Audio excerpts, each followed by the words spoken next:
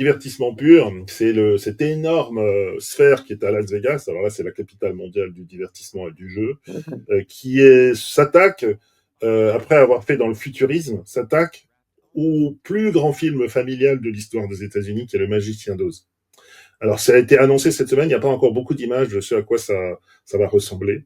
Mais il y a donc trois, on va dire, des plus grandes forces de l'entertainment et de la tech américaine qui s'unissent. Il y a la Warner Bros. D'un côté, qui est propriétaire des droits, et c'est très important. Elle fait absolument ce qu'elle veut avec ce film. D'un grand film qui va être projeté dans cette sphère, qui est un énorme dôme qui appartient au groupe qui possède le Madison Square Garden, qui est peut-être le plus grand lieu d'entertainment du monde à ce jour, avec Google, avec les techniques de l'IA, pour réinventer l'expérience d'un film. Et voilà, on commence à voir quelques images. Ils ont pris le film, ils l'utilisent pour créer quelque part un métaverse. Il faut voir que l'écran de la sphère est énorme. On peut même pas le représenter en fait vraiment. Donc là, c'est l'exemple qu'ils ont sorti, qui circule avec des trucages. Il faut bien comprendre d'abord ce qu'est le Magicien d'Oz. C'est le film qui passe tout le temps à Noël. C'est le film qui fait rêver les familles.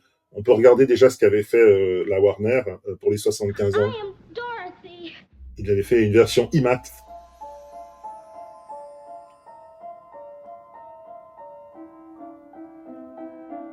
Donc c'est le film qui rassemble une certaine idée de l'Amérique avec du rêve, avec cette chanson que tout le monde connaît, Somewhere Over the Rainbow, avec des personnages voilà qui sont emblématiques. Tout ça va être retravaillé avec de l'IA sur des écrans géants avec la technologie de Google. Donc ça va être vraiment du très très très grand spectacle. Ça, c'était la version IMAX 3D. Donc il continue dans cette direction. Et encore une fois, aux États-Unis, le propriétaire de ce film, c'est le studio.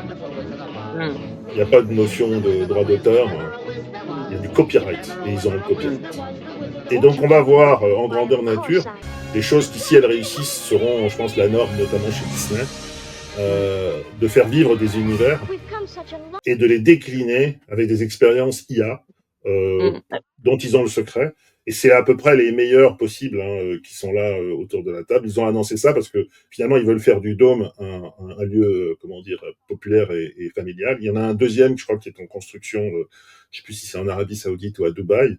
Mais on voit se dessiner un nouveau système de distribution pour, disons, de l'entertainment augmenté, a priori familial.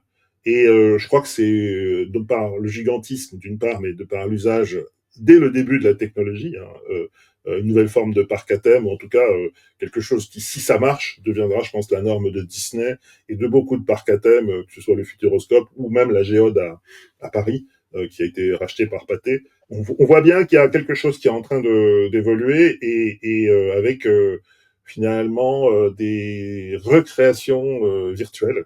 Donc c'est quelque chose à suivre. Je pense qu'on en reparlera. Il y a une grosse vague du vintage, de toute manière, Ouais. c'est vrai.